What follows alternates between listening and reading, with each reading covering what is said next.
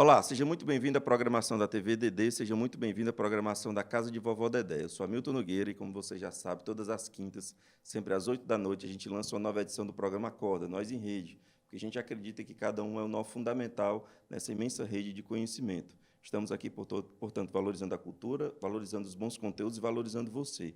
O tema da nossa conversa hoje é o primeiro mandato coletivo, recém-eleito, para a Câmara Municipal de Fortaleza, cujo nome é Adriana Nossa Cara. E quem compõe esse mandato, esse gabinete, é Luiz Santana, conosco aqui, também Adriana Jerônimo e Lila M. Salô, a quem eu dou as boas-vindas e agradeço imensamente a composição de agenda das três. Não foi fácil, mas conseguimos, né? E eu queria começar, acho que a Luísa é a pessoa ideal para começar com essa resposta, sobre o que sustenta, você que é acadêmica de Direito, né, e pedagoga já formada, o que sustenta juridicamente um mandato coletivo? O primeiro, e se não corre os riscos aí do mundo jurídico fazer nenhum tipo de questionamento. Prazer recebê-la. Olá, Milton, prazer a todos e todas que estão aí nos assistindo, cumprimentar a todas e todos. E, assim, acho que uma coisa que a gente precisa também colocar, né? Um mandato coletivo, uma mandata coletiva, no nosso caso, é uma proposta de ampliação da participação política das pessoas, né? É uma proposta de discussão sobre essa democracia, essa representatividade. Então, juridicamente, não há nenhuma legislação que regule essa proposta de mandato. Mas também não há nenhuma legislação que limite essa proposta. Por quê? Porque as mandatas coletivas, que já são uma realidade no Brasil, inclusive outras, que inclusive já estão em exercício, né, desde 2016, desde 2018, como são as juntas em Pernambuco, que inclusive é aí a nossa grande inspiração aqui no Nordeste de construção coletiva, essas mandatas elas se adequam às questões jurídicas, porque existe uma representante legal que se cadastra junto ao TSE e que responde individualmente, enquanto CPF, por essa composição. Entretanto, a discussão, a apresentação das propostas, né, a própria construção da campanha e a condução da mandata, as decisões, elas são coletivas. Na verdade, existe meio que essa construção colegiada nos bastidores, porque ninguém se elege sozinho. Verdade. Só que isso não fica tão nítido para a população. E aí a ideia dessa mandata coletiva é justamente tornar isso nítido, apresentar quem são os sujeitos que compõem, quem é que, na verdade, apoia, quem é que financia, porque isso torna a política, né, essa política democrática, republicana, que está aí com tantas discussões sensíveis nesse momento, isso torna a política, de fato, mais participativa e mais nítida para as pessoas. Às vezes, as pessoas se candidatam e se elegem individualmente, mas fazem acordos coletivos internos, que, quando nós não conhecemos, republicanos e não republicanos. Torna isso tudo muito difícil de conduzir, né? Então, a nossa ideia é mesmo isso, deixar bem nítido quem somos, né, para o que estamos e quais as nossas propostas e os nossos propósitos. Ok. E sobre propósitos e propostas, Adriana, prazer recebê-la, o que é a bandeira maior ou as bandeiras maiores desse coletivo? Obrigada, Hamilton. Nós temos 3 eixos centrais, que é o que a gente trabalhou na campanha, mas sem perder de vista que nós somos 3 mulheres negras na cidade. Então, a gente parte desse pressuposto, que é ser uma mulher negra, de periferia, LGBT, vivendo diversas opressões nessa cidade de Fortaleza, que é muito desigual. Então, é perceber esse corpo negro no mundo, mas em 3 eixos centrais, que é o direito à cidade, o direito à cultura e o direito à educação, que, para nós, são temas muito caros, porque falar de direito à cidade vai desde o acesso ao transporte público, à segurança pública numa esfera popular, à saúde também, porque se a gente não tem saúde, a gente não consegue viver a cidade de forma plena. Falar da cultura em Fortaleza é entender que a cultura é muito elitizada. Se você mora na Regional 2, por exemplo, naquela orla marítima, na Aldeota, no Meireles, você tem um acesso à cultura que é outro. Então, a gente quer descentralizar essa cultura. A gente quer trazer a cultura para a periferia e ecoar a cultura que a juventude preta de periferia já faz, mas que é invisibilizada. E a educação, que a gente vê a educação como proposta estrutural e também tem um link muito profundo com a primeira infância. Então, a gente acredita muito que é muito importante colocar mais recurso na educação pública, fortalecer as creches, por exemplo, criar, incidir para que o Poder Executivo crie berçários na nossa cidade, porque nós, mulheres, eu tenho uma filha de 4 anos, tive muita dificuldade para conseguir vaga na creche. Berçário eu nem acessei, porque não é uma política pública que existe. Então, esses 3 eixos dialogam muito, inclusive, com a nossa negritude e a nossa força de mulher. Ok. Lila, prazer recebê-la também. Você é educadora popular. Queria que você falasse aí o seu olhar agora de partícipe desse mandato, mais do ponto de vista da educação popular. Não é educação formal, né, mas como chegar no popular, na massa, dentro de um mandato, levando a educação. Queria sua análise a respeito disso. Queria agradecer o convite, né, agradecer a Casa Vovó Dedé aí num projeto muito bonito.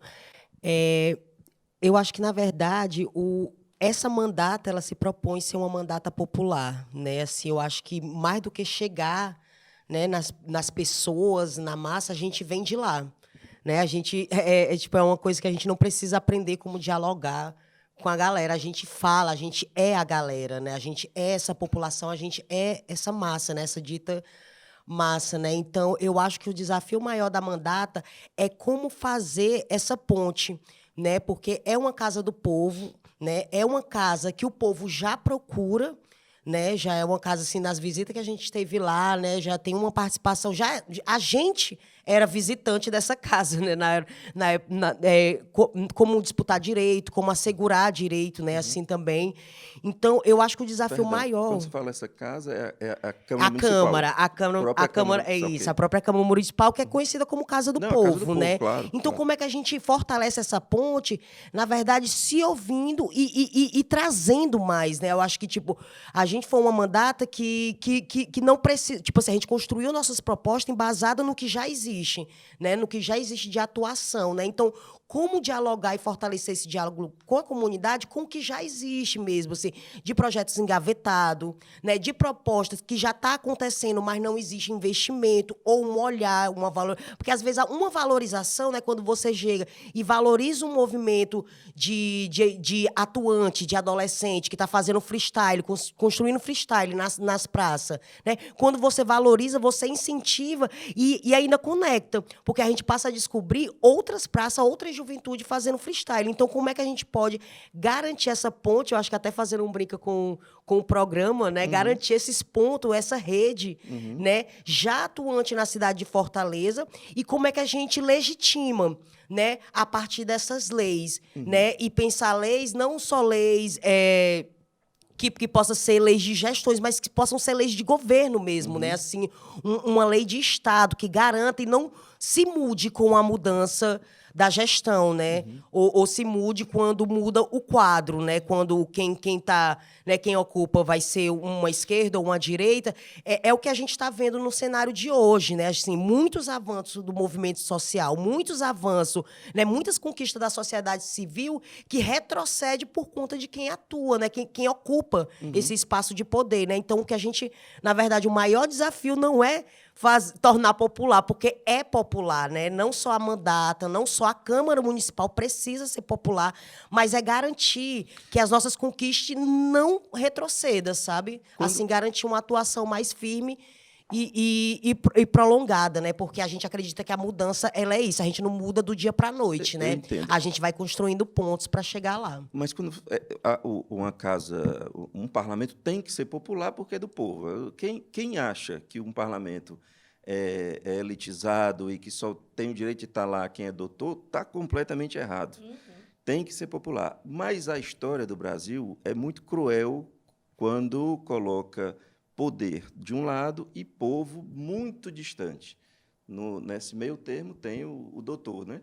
Aquele que teve acesso ao poder, à educação, etc., mas que, né, normalmente, ou é muito mais comum olhar para os seus próprios interesses. Eu queria saber como é que a periferia, que vocês representam entende o poder, como é que ela enxerga a Câmara Municipal, ela se porta, como é que ela acompanha, se acompanha o que está acontecendo e o que é que ela espera de vocês. Responda quem quiser. Pergunta é bem geral, né? E nós somos três nessa cidade. Somos 3 mulheres que nascidas, criadas, né? Que vivemos em periferia. Bairros diferentes, né? Bairros diferentes. Montese. Hoje eu moro no Montese, mas nasci e cresci na periferia do Novo Mudubim, ali na Regional 5. A Adriana. Eu sou do Lagamar.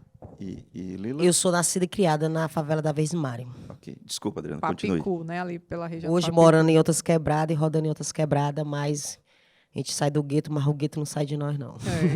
Já dizia Racionais. E aí, nós 3 viemos de periferia e a gente viveu em periferias em lugares completamente diferentes na cidade. Eu moro numa periferia muito central, então que ainda vive essa possibilidade de um direito à cidade, claro, dentro de várias opressões, mas na centralidade da cidade. As meninas não, né? Já estavam em outro... A Lila até estava mais perto do centro, mas Louise numa periferia bem distante do centro. Isso diz muito do lugar que você ocupa na cidade.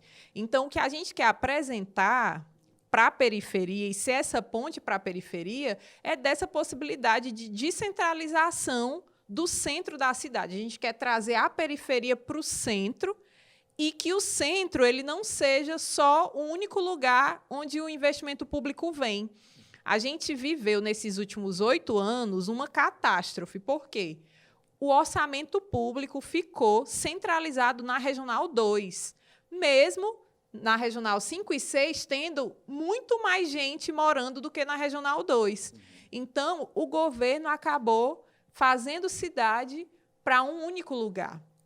A gente quer mostrar que é possível descentralizar o orçamento público e que a periferia tenha lugar nessa cidade e que tenha acesso à cidade formal, que é nos negado. A gente não consegue se locomover na cidade, não tem transporte público para quem é da periferia.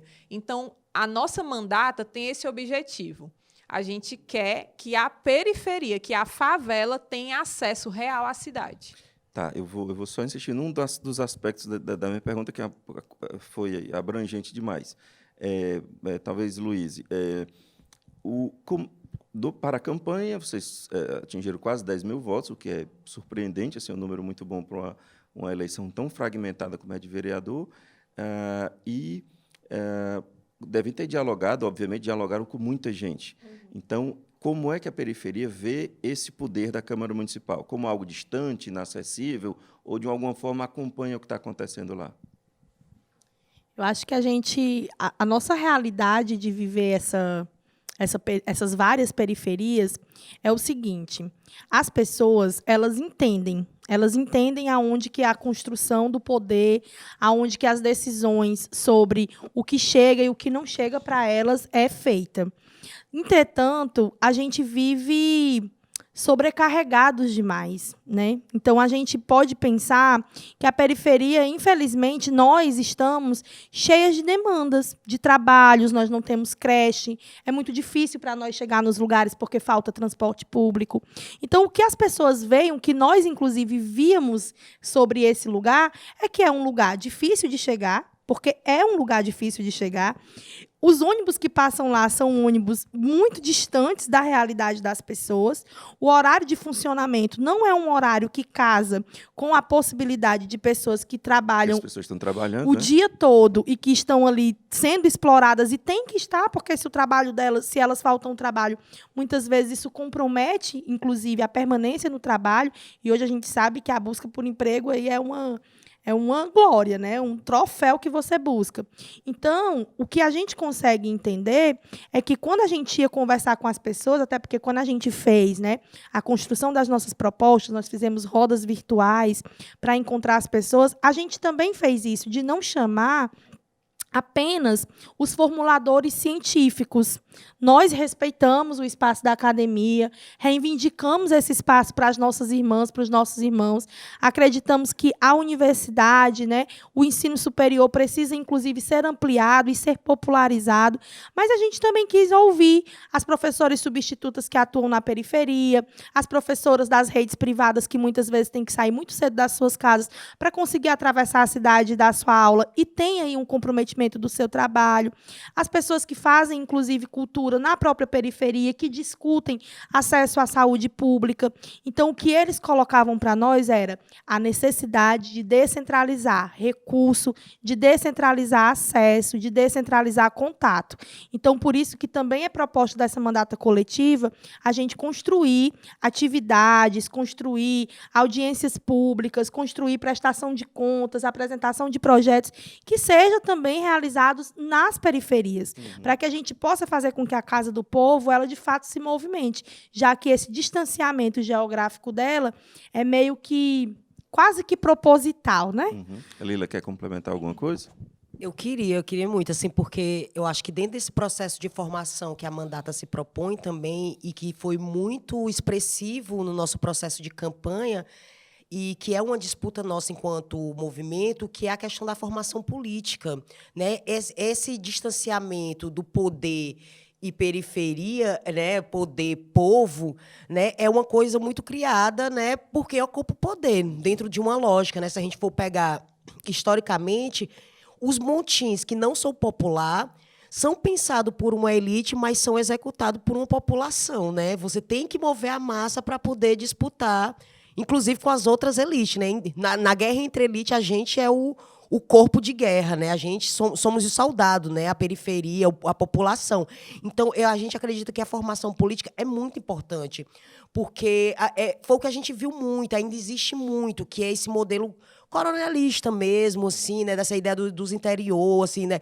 Que está dentro do urbano, não por acaso, né? Assim, na verdade, é a nossa ideia de política, né? Que é essa ideia da troca. A gente ainda não tem noção do poder que é o nosso voto, do poder que é sair de casa e escolher uma pessoa para trabalhar 4 anos, né? Que foi uma coisa que a gente dialogava muito. Ó, você não contrata um profissional, rapaz, e deixa ele lá, né? Fazendo o serviço dele. Você vai lá, você fiscaliza, você cobra, você... Ei, tá demorando, ei, como é que vai? O trabalho político, né? Esse espaço político institucional, né? Que temos aí das vereanças, dos deputados, isso é um trabalho, e é um trabalho para uma população, né? A população precisa estar constantemente fiscalizando. E o distanciamento, né, se dá muitas vezes por conta dessa formação. Se a gente não tem uma educação de qualidade, né, formadora de cidadão, né, formadora de opinião, porque a gente tem muito uma educação do papel, né, assim, de preencher, não consegue aprofundar mesmo, né, não só com as crianças, mas também com a juventude, né, de ter uma formação crítica, de fato, né? E isso passa também para a questão política, né? Muitas vezes a eleição se encerra na eleição, quando a gente sabe que não é. Então, a gente tem essa pretensão de, a partir dessa ponte, né, construir junto com a população e com a população que já constrói, né, junto com os movimentos sociais que já constrói essa disputa,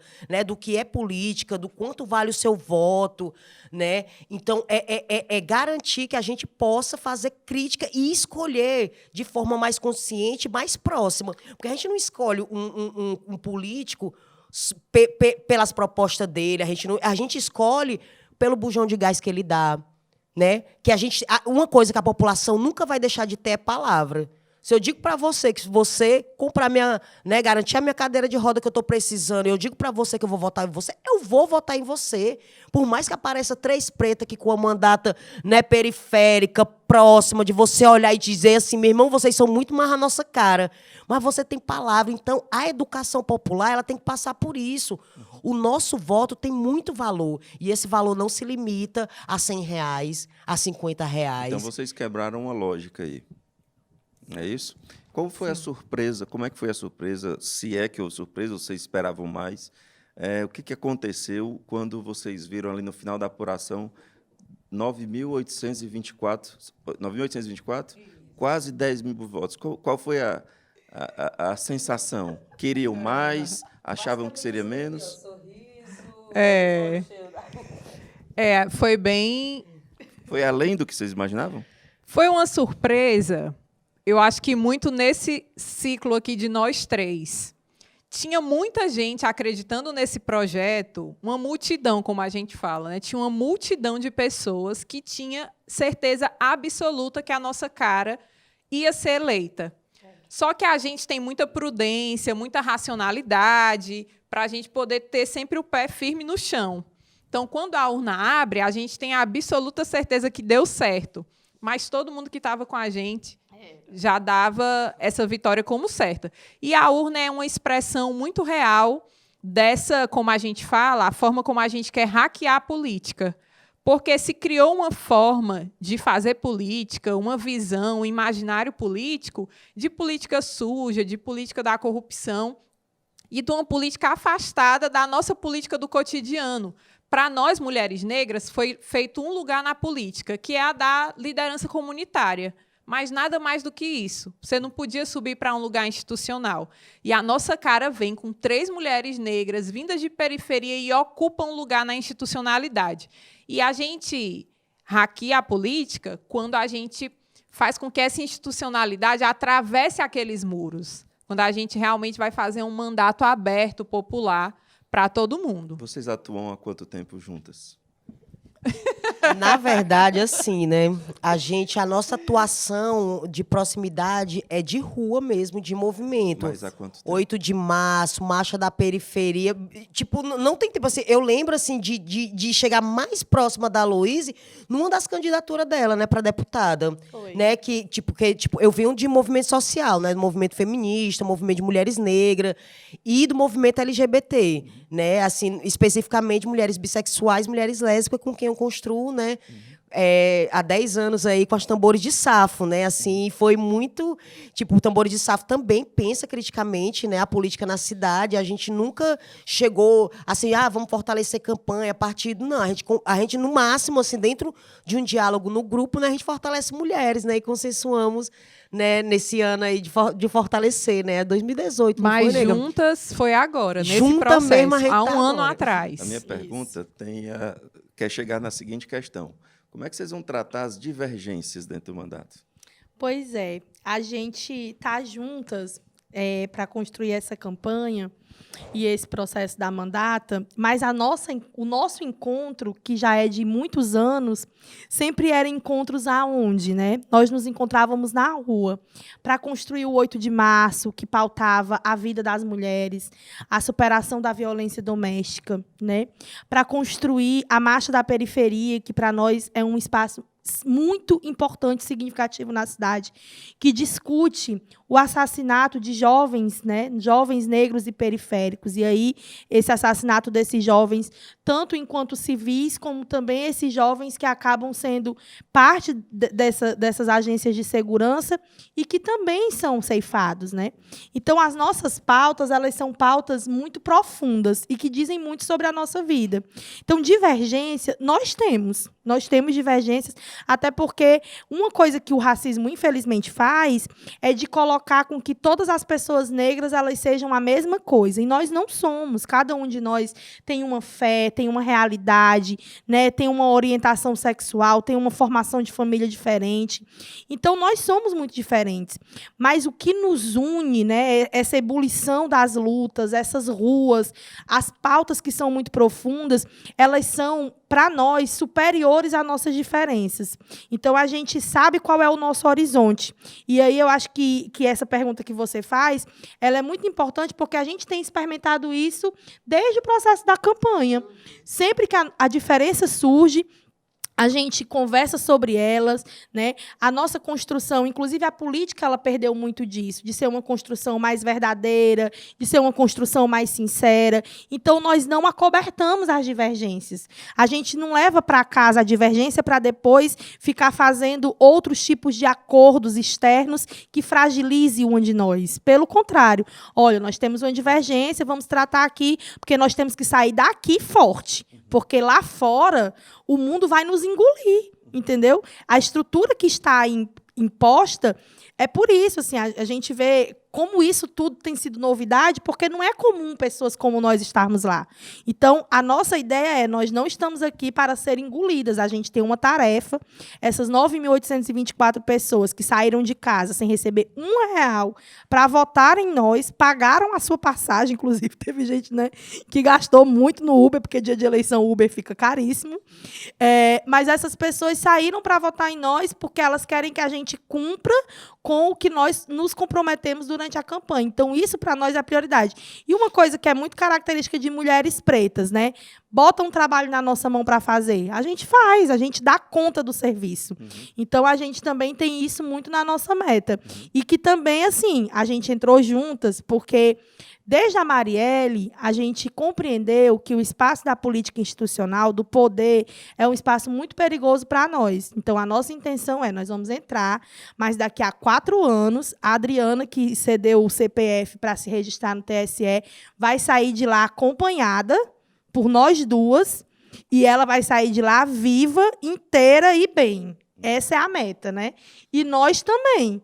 Então, assim, a gente... vai tratar as divergências, vai tratar as diferenças, inclusive com as outras pessoas que constroem isso conosco, porque nós 3 estamos aqui, mas existe todo um coletivo conosco, mas a nossa proposta, o nosso propósito, o nosso horizonte ele é muito nítido para nós. Então, isso, para nós, se sobrepõe ao ponto de nós irmos tratando os processos. Há uma questão que a população demora, não é fácil de entender, que o trabalho parlamentar ele é muito de falar, óbvio, né? De falar, de representar ideias, de discussão, de debates, e, às vezes, é difícil para uma população que ainda está uma democracia jovem, é difícil entender esse trabalho, porque é uma necessidade muito urgente de obra da escola, da melhor educação, do berçário, enfim, tal. Então, a minha pergunta é se vocês não temem uma expectativa, já que muito voto, quase 10 mil votos, também há muita expectativa, muito anseio de mudança, dentro de um trabalho, por um trabalho que é difícil de valorar, de perceber a mudança. Você discute um ano e meio para uma proposta talvez ser votada na comissão antes de ir a plenário e os resultados daquela votação virem 3, 4 anos depois, quando talvez o mandato já tenha até terminado. Então, a pergunta que eu faço é sobre expectativa de vocês, né, do receio desses 10 mil votos. As expectativas realmente são muitas, a gente tem muita certeza disso. Mas, em contrapartida, desde o início dessa construção, a gente sempre foi muito transparente em todos os processos. Então, quem estava com a gente entendia o ciclo do processo inteiro. E assim vai ser também essa mandata daqui para frente, desde o dia 1º, quando a gente tomar posse. A gente quer realmente que a pessoa pode até não estar lá dentro da Câmara com a gente, mas o nosso papel e as nossas tarefas vão estar tão transparentes que é como se cada uma das pessoas que nos elegeu estivesse fazendo essa mandata com a gente lá. E aí a gente quer ampliar os horizontes. Então, a gente quer aproximar a sociedade civil dessa construção. Porque não adianta só eleger a nossa cara. Tem que estar disposto a construir no cotidiano. Para quem está de longe, a gente vai dar ferramentas para isso. Mas, para quem quiser também estar nesse dia a dia com a gente, vai ser super possível. Então, a gente acha que essas expectativas elas vão ser superadas e dialogadas nesse processo, porque as eleições elas nunca resolveram as nossas vidas. Mas a gente sabe que o nosso papel hoje é central nessa institucionalidade. Então, a gente vai fazer ela nesse roteiro, assim. Todo mundo vai ter uma parte nele, todo mundo tem um dever de colocar cada tijolinho junto com a gente, mas quem não estiver muito perto vai poder acompanhar também pelas redes, né? Hoje a gente tem uma internet muito rápida, então vai ser possível todo mundo participar dela. E é importante, assim, lembrar que a nossa cara, né, que foi uma candidatura e agora, né, pós-eleita, né, é uma mandata, é mais do que... É mais do que porque, tipo assim, a gente está muito acostumada a eleger uma pessoa que vai crescer dentro da política, não sei o quê. A nossa cara ela tem um projeto muito maior, que na verdade é isso, é um projeto. né? Não é só uma candidatura, não é só uma Não é mandata. Não é pontual e não se encerra, né, com a nossa cara ou com essa eleição. Né?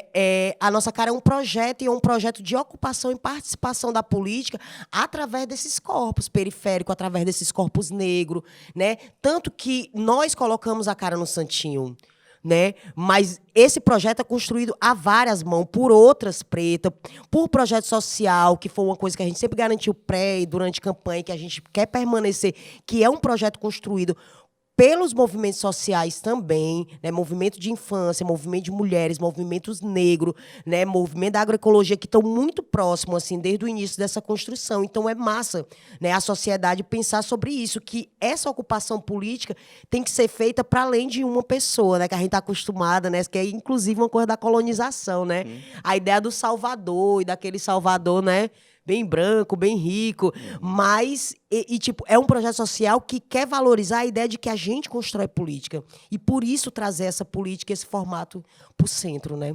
Tá. Quando eu costumo dizer que o fortalezense não conhece a sua própria cidade.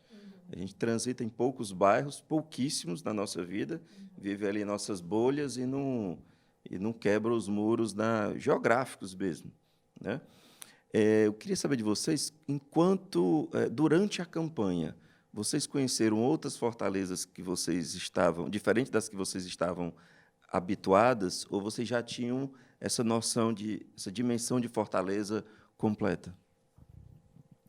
Eu acho que sempre tem um lugar novo para conhecer, porque, apesar dos lugares serem parecidos, né, infelizmente, né, os lugares onde faltam recursos, o esgoto a céu aberto é uma coisa comum, a falta de acesso à água encanada é uma coisa comum, enfim. Apesar de ter isso, a gente também não entrou nas comunidades e não chegou lá de maneira individual. Todas as vezes que nós visitamos alguma comunidade, algum lugar, nós éramos apresentadas e levadas por alguém também que já compunha a comunidade. E sempre iam as três. Algumas vezes, nem sempre. Possível, né? Porque também essa coisa de sermos três é isso, dá a possibilidade de nós estarmos em 3 lugares ao mesmo tempo, né? Então também tinha essa coisa, assim, até porque são poucos dias da política, os recursos eles são diferentes, né? Nós somos 3 pessoas que viemos de lugares diferentes, então para chegar em determinados locais da cidade também é diferente. Então a gente acabou conhecendo outros lugares porque as pessoas também apresentavam aquele mesmo lugar, mas de uma outra ótica.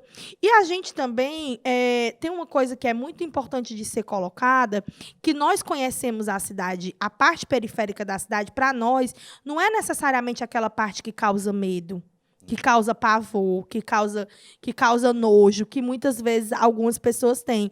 Então, às vezes, a gente vai numa casinha lá no fim do Mucuripe, lá no fim do Vicente, e aquilo ali para a gente é lindo, assim, porque quando você abre o quintal, por mais humilde que seja a casa, você está de frente para o mar.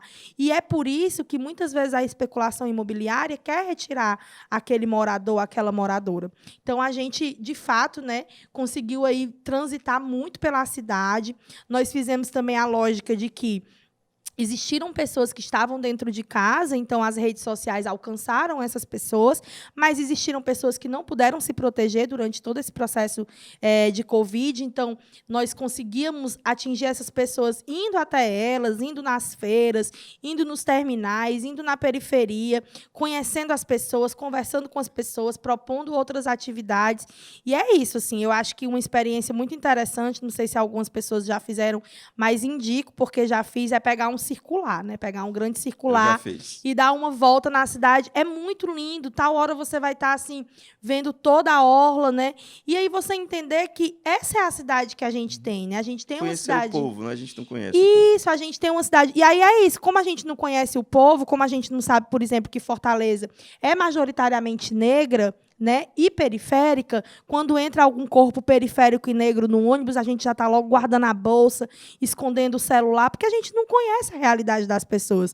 Mas se você pegar um circular, como ele vai passar por muitas quebradas, objetivamente vai subir um corpo preto. E que talvez esteja só em trabalhar. Eu recomendo esse exercício também, eu já fiz algumas vezes, mais de uma vez. Mais alguém sobre Fortaleza? É isso que Luiz falou. A gente conheceu uma experiência que eu tive, que eu nunca tinha tido, foi ir no Cambeba. quem vê o Cambeba vê aquela parte administrativa. Sim. Mas por trás ali tem uma periferia que não tem acesso a saneamento em nenhuma casa. O engraçado é que é muito próximo do poder. E se você entrar ali no centro administrativo, a parte relativa ao judiciário, ela ainda é mais imponente que o restante. Sim. Né? Isso fala muito da nossa sociedade, Isso. muito.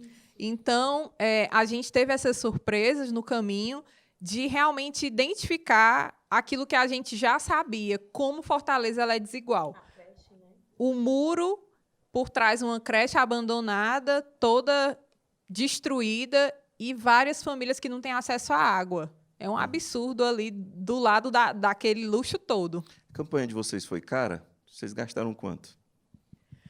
É um processo interessante entender como foi a nossa construção de financiamento, porque a gente está vivendo um momento de fortalecimento das sementes, como a gente fala, das sementes de Marielle Franco. Né? Marielle Franco morreu e deixou um legado e uma construção política e social que está dando uma aula para a cidade. Né? E aí a gente viveu, inclusive, agora, a Aniele Franco, irmã de Marielle, que conversou com a STF para garantir a paridade de cor, né, nessa campanha eleitoral agora, e que os recursos eles fossem distribuídos igualmente entre candidatos pretos e brancos. Então, a gente iniciou a campanha com R$16 mil, que é um valor muito pequeno, né, para uma candidatura, que a gente sabe que nesse nosso cenário político cearense, que por trás dos candidatos existem vários empresários, e nós três aqui, que não aceitamos doação de empresários, né, porque não é a nossa postura política, a gente salta para R$92 mil, graças a essa resolução do STF. Mas é importantíssimo dizer... Isso transferido pelo partido, né? Pelo fundo Isso, pelo fundo eleitoral. Então, é importantíssimo entender que, sem esse recurso, talvez a gente nem tivesse conseguido ser eleita, porque foi esse recurso que fez com que a gente chegasse mais longe e a gente conseguisse acessar mais essa cidade em todos os seus aspectos, né? Mas aí é bom dizer que foi um salto temporal. A gente começa a campanha com R$16 mil e termina ela com R$92 mil, né? Uhum. Mas com tudo lá, a prestação de contas toda, né? Bem colocada, transparente, que inclusive a gente liberou ela em todo o processo da campanha no nosso site, que a gente teve um site que tinha lá uma parte de transparência para entender com o que é que a gente gastou. Ainda está no ar, imagino eu, para quem quiser visitar. E que vai ficar também. Qual é o endereço do site? É www.nossacara2020.com.com. Para a gente, você quer complementar? Não, só colocar que antes de nós termos esse aporte financeiro maior, porque a decisão do STF ela foi após o início do período eleitoral, nós tivemos um processo de doação da vaquinha online, né, que acho que todas as candidaturas... Uma ferramenta bastante utilizada, né? Pois é. E aí a gente demorou um tempo para conseguir fazer a nossa meta, que era de 10 mil, porque as nossas doações eram muitas, mas eram valores muito pequenos. Por quê? Porque quem doava para a gente eram pessoas conhecidas nossas, pessoas do bairro, pessoas que passavam a semana vendendo sucata, juntando, aí depois no final no final da semana iam lá, Adriana, tira aqui um recibo para poder fazer a doação. Pessoas que doavam assim R$2 para a gente comprar água durante a campanha, né? Então, assim, a gente Mas também... Mas isso é política, né? Isso. Ele estava se manifestando politicamente. Eu estou falando sobre isso porque é isso, entendeu?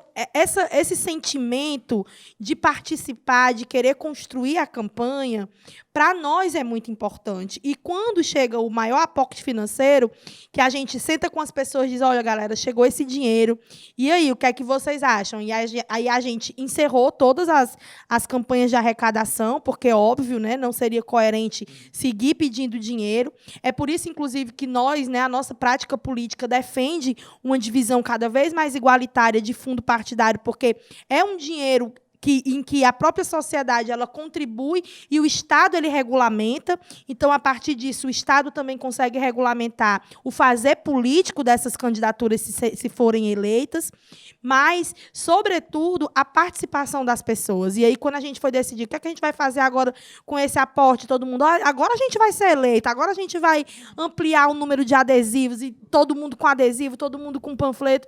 Então, para a gente, isso foi muito importante. E nós ficamos muito honradas assim, de sermos agraciadas, porque a gente costuma dizer, né, os nossos passos vêm de longe.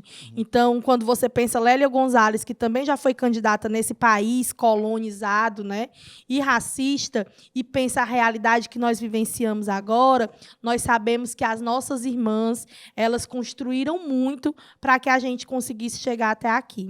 Gente, para a gente se encaminhar para o final, eu queria saber de cada uma de vocês o que daqui a 4 anos, quando tiver no último mês de mandato, o que você quer? Cada uma olhar para trás e dizer assim, pronto, acertei. Começando ali pela Lila. Eu quero estar assim num momento assim bem rico de construção política com a população, sabe? Assim, a gente no estágio assim de diálogo, né, assim, sentadas ali numa praça, sabe, já construindo as próximas candidaturas. E bem, assim, né, a gente teve aqui em Fortaleza uma e uma no Crato, né, de candidatura coletiva, né? Aí, né, daqui a 4 anos, a gente vai ter umas 10, umas 12, só aqui em Fortaleza, Só em né? Fortaleza. Aí, no caso, já olhando para deputado estadual. É isso? Adriana, o que você quer ter orgulho daqui a 4 anos? Eu quero ter orgulho de ver uma multidão de mulheres negras se levantando para ocupar os espaços de poder que vão para além da política partidária para um cargo ali, né, na política. Eu quero que a gente seja referência para mulheres negras ocuparem a justiça, que a gente sabe quanto a justiça é mais contra nós do que por nós, né? Entendendo essa estrutura, né, racial, racista que a gente tem. Então, eu quero muito que daqui a 4 anos a gente tenha sido inspiração para o levante de várias mulheres negras ocupando todos os espaços de poder que elas puderem e sonharem. Aliás, para falar inspiração, não quero deixar de citar o nome do nosso amigo Del, né? Del Missão, Sim. Del do Lagamar, Del da CUFA. Meu amigo que tantas vezes eu entrevistei em tantos outros programas. Aliás, eu cometi um erro. Daqui a 4 anos é vereador de novo. É, vereador de novo. Deputado estadual daqui a 2 Daqui anos, a né? 2. Cada 2 anos nós temos eleição. Luiz. Pois é, daqui a 4 anos eu também espero que a gente tenha conseguido fazer com que outras mulheres elas acreditem, né, que é possível estar nesse espaço, com que outras mulheres negras elas construam de forma coletiva os seus projetos, que nós tenhamos outras candidaturas coletivas, né, e que a gente possa, de fato, olhar para a nossa cidade e dizer, poxa, valeu a pena. Eu acho que daqui a 4 anos a vida pode mudar muito, e pode mudar muito para melhor, mas pode mudar muito para pior, inclusive, dada a realidade que a gente tem hoje. Então, eu espero que daqui a 4 anos, a gente, ao bater os dados, veja que nós temos mais mulheres ocupando esses lugares de poder, ocupando esses espaços, do que o triste número que nós temos hoje de muitas meninas negras assassinadas. Então, acho que é isso assim, que a gente quer. Paz, né? Paz, terra, vida e felicidade. A gente sempre diz isso, assim. Chega de a gente ser sempre o rosto da tristeza, né? Reivindicando aí a querida Elza, né? Por que a fome é negra, né? A fome não pode ser negra. Negro é a beleza. Então a gente quer que daqui a 4 anos a gente tenha aí muitas coisas boas e muitas coisas felizes para contar, que a gente também é disso. Perfeitamente. Luiz e Santiago, Adriana Jerônimo e Lila M. Salu. Lila M. Salu. Errei? É Luiz e Santana, perdão, Adriana Jerônimo e Lila M. Salu. Agradeço imensamente a participação de vocês no programa. Agradeço também você que nos acompanha. Lembrando que todas as quintas, sempre às 8 da noite, a gente disponibiliza uma nova edição do programa Acorda, Nós em Rede. E sobre uma fala da Adriana, que ela falou de pé no chão, de racionalismo, quero lembrar uma frase do poeta pernambucano Wally Salomão. pés firmes no chão, mas que a cabeça voe. Pense nisso e até semana que vem. Tchau.